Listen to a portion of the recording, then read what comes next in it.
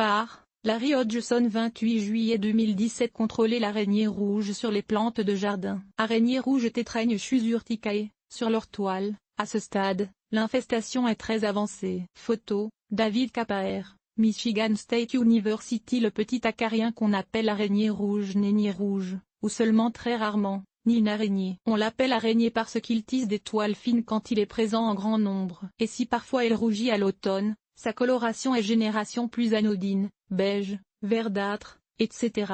Le reste de l'année.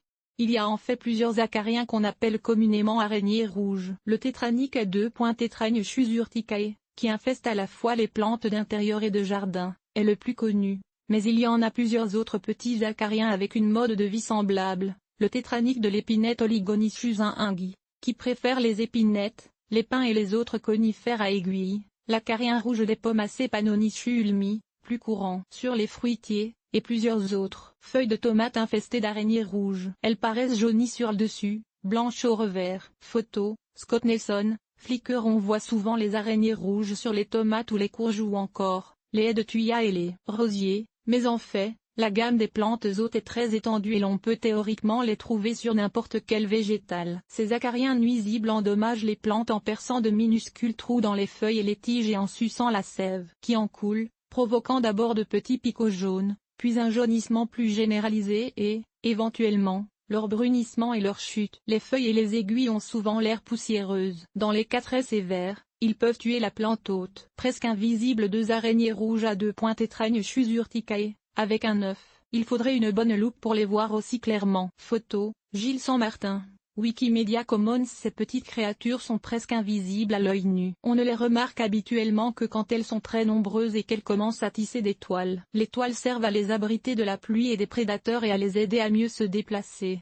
On les voit alors se promener sur les toiles, ressemblant alors à des poussières qui bougent. Taper la branche et des araignées rouges tomberont sur la feuille blanche où elles seront plus visibles. Photo, Jill O'Donnell, Michigan State University. Ou encore, tenez une feuille de papier blanc sous une branche potentiellement infestée et tapez. Si la poussière qui tombe dessus se met à bouger, il s'agit sans doute d'araignées rouges. Les araignées rouges ne sont pas des insectes et n'ont pas d'ailes. Ainsi, elles ne volent pas, mais elles sont tellement légères que le vent peut les transporter d'une plante à une autre. Elles peuvent aussi voyager sur les vêtements, les outils ou les animaux qui les frôlent.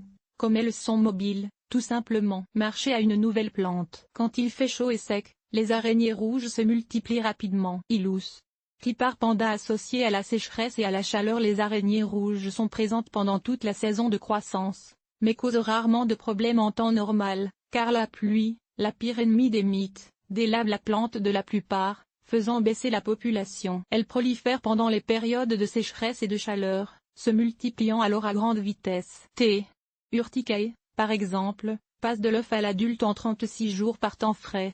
En 7 jours par temps chaud. Comme chaque femelle peut pondre jusqu'à 100 œufs, on comprend que la population peut passer de quelques centaines d'individus qui ne laissent voir aucun symptôme à des centaines de milliers, voire des millions, un nombre capable de tuer un arbuste au complet en seulement quelques semaines. Le traitement le plus simple, un forget, est souvent tout ce qu'il faut pour chasser les araignées rouges. Photo, Pixabay. Quand la pluie manque, arroser les plantes infestées avec un forget d'eau. Tout simplement, dirigez le jet sur les toiles de façon à les détruire et rincez bien le feuillage, les branches et le tronc. Répétez hebdomadairement si la sécheresse persiste. Vous pouvez aussi vaporiser avec un savon insecticide ou un savon noir. Notez que, malgré une croyance populaire tenace, les soi-disant savons à vaisselle ne contiennent plus de savon, ce sont plutôt des détersifs, et les solutions à base de savon à vaisselle ne seront pas beaucoup plus efficaces qu'un simple traitement à l'eau. Il est possible aussi de traiter avec une huile horticole.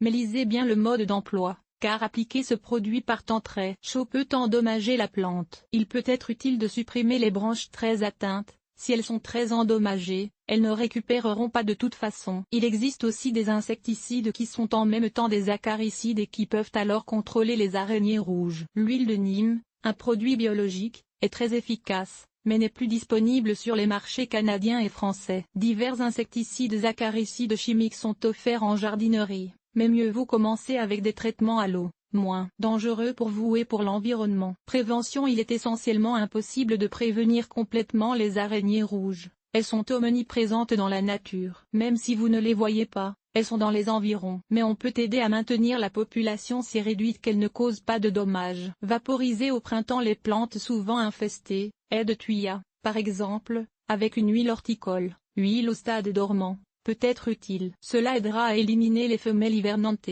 Urticae, et les œufs, autres espèces, qui passent souvent l'hiver dans les fissures de l'écorce et les écailles des bourgeons. Éviter l'utilisation d'engrais riches en azote, soit ceux dont le premier des 3 chiffres indiqués est le plus haut, sur les plantes sujettes aux araignées rouges, car ils stimulent la production de beaucoup de jeunes pousses tendres, mais faibles, très sujettes à leur attaque. Par exemple, l'engrais pour conifères, 30 octobre 2010, pourtant recommandé par beaucoup de jardineries pour fertiliser les thuyas, cèdres, est à proscrire. Pailler pour garder le sol plus également humide. Si la plante ne souffre pas de sécheresse, les araignées rouges causeront peu de tort. Arroser régulièrement le feuillage des plantes susceptibles avec de l'eau pour enlever les araignées rouges et pour augmenter le taux d'humidité. L'air humide nuit à leur développement, surtout par temps sec. Arroser quand même le matin si possible. Arroser le soir laisse le feuillage mouillé toute la nuit, ce qui le laisse susceptible aux maladies foliaires. Ne tuez pas les mites prédatrices. Photo, Anders Sandberg,